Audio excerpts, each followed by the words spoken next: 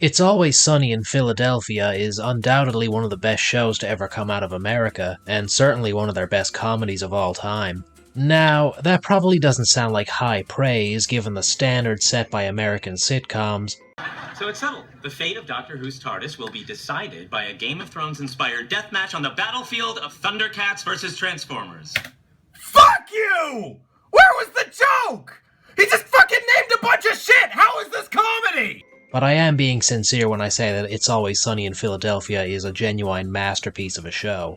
The fact that the show is still great to watch after 16 seasons is a testament to both its quality and overall consistency, and over the years it's managed to produce quite a few iconic episodes. Episodes that fans of the show will still discuss and quote on the regular, like Mac and Charlie Die or The Gang Buys a Boat. But the episode that I personally keep coming back to is Season 4, Episode 13, The Nightman Cometh, also known as one of the show's musical episodes. Now, while this is indeed an episode that is genuinely hilarious and has its fair share of memorable moments, that's not the reason why I keep coming back to it. No, see, what I want to know is, what the hell was this man cooking? 'Cause I like life in Daddy's pub. Okay. And while it might sound crazy to want to psychoanalyze a sitcom, I'm evidently not the only person who's thought about this episode in particular. Ryan Hollinger has a pretty great video discussing The Nightman Cometh and how it ties into Charlie's character, and I recommend that video wholeheartedly. But the more I think about Ryan's analysis and the episode at large, the more I think there's something missing from said analysis. Because personally speaking, I desperately want to know what The Nightman Cometh, that's the play from the episode, not the episode itself, actually means. It's highly likely this video will be met with allegations of, "It ain't that deep, bro," and there will probably be people who accuse me of being a regular Matthew Patthew for this. But at the end of the day, this is my channel, so I'll say all the dumb, stupid things I want to say. The episode has a rather simple plot, which tends to be the norm when it comes to It's Always Sunny in Philadelphia. Charlie, the bar's resident glue-huffing, illiterate, rat-killing maniac, arrives at work one day to reveal that he's written a musical. And the gang decide they want to produce and star in this musical because, I mean, what else are they going to do to fill the day? Work? And by the end of the episode, it's revealed that the whole performance was one elaborate attempt at proposing towards the coffee shop waitress that Charlie's been stalking for years now. She, ends up rejecting his proposal. Women, am I right, my fellow Sigma males? The American people are tired of women. Now, that doesn't sound particularly complex, so surely there's nothing worth actually analyzing, right? Wrong! While the plot of the episode is rather simple and easy to understand, what tends to generate a great deal of discussion and speculation is the actual content of Charlie's musical. The plot for The Nightman Cometh, if you can even call it that, centers around a little boy who is in love with a princess who works at a coffee shop. I'm sure you're seeing the parallels to Charlie's actual life already. And given how obvious this imagery is, it leads people to wonder, what does the rest of the play mean? Who is the Nightman? What's the deal with the troll? What does it mean to become the Dayman? Given that It's Always Sunny is a comedy, and the in-universe The Nightman Cometh was written by an illiterate idiot, there's likely no concrete definition for what any of the symbolism actually means, but I'd still want to speculate on it. Why? Well, I'm bored and lonely. That's about it. That's sad. One scene that tends to generate a lot of discussion is the one where the Nightman, played by Mac, breaks into the boy's room and then attacks him in his bed.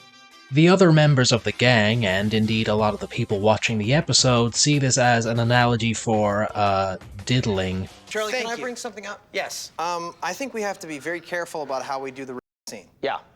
Well, what on God's name are you talking about? There's no scene. Which is, understandably, a conclusion that many will be drawn to. After all, that's certainly what it looks like, and Charlie apparently has a history with childhood abuse. Charlie's Uncle Jack is all but stated in the show to be a Discord moderator, so it's not hard to believe that at some point he was attacking Charlie in the same way. So the whole sequence really is just an elaborate metaphor for Charlie's childhood trauma. Oh, I see. Then everything is wrapped up in a neat little package. No, that's wrong! Yeah, I don't really see it that way. While it is possible that Charlie's childhood trauma at least partially inspired this scene, I don't see it as a one-to-one recreation of an experience from his childhood. For one thing, the entire play is meant to be an attempt to propose to the waitress, so why would Charlie be talking about his childhood trauma here of all places? And for another thing, if Uncle Jack is meant to be the Nightman, then who the hell is the troll supposed to be? Charlie's mom? Even if Mrs. Kelly is The goddamn whore! I can't imagine her ever pimping her own son out, or having someone pay the troll toll, as it were. Also, the troll's name is Antonio, so correct me if I'm wrong, but that's a guy's name.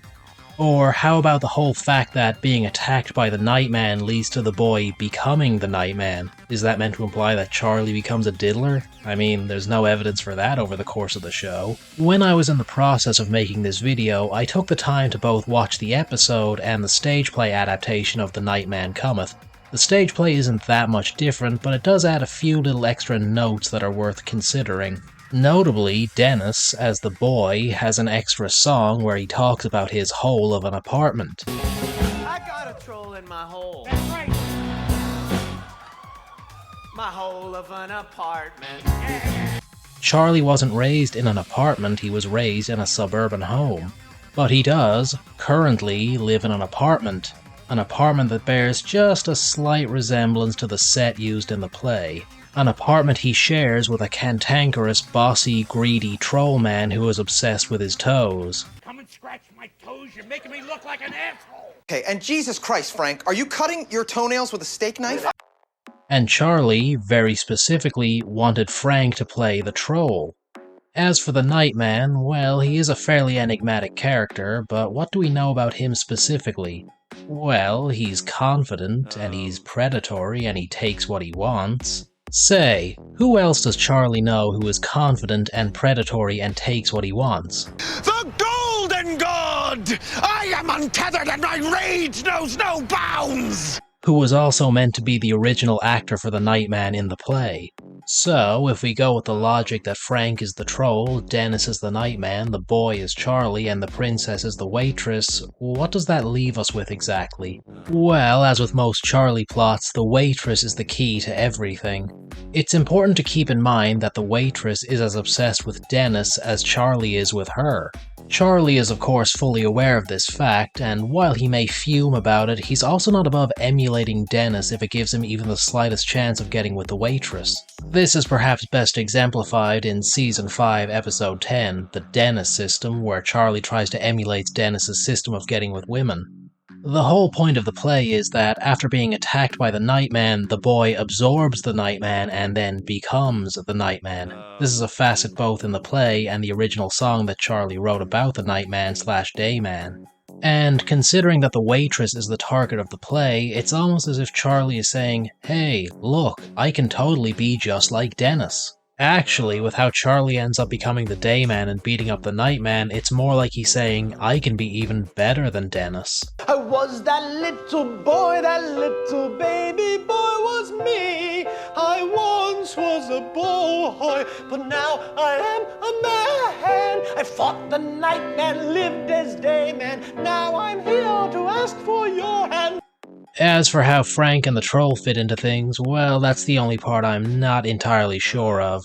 My best guess is that it's Charlie working out some frustration he has towards Frank and using the troll as a stand-in for him.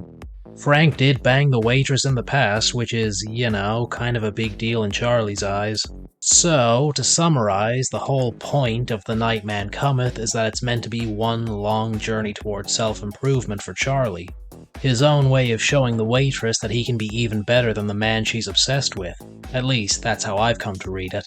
But I am interested in hearing any other points of view, or if there's anything I may have missed in this little analysis. So, feel free to comment down below if there's anything you'd like to add or any objections you have to my theory crafting.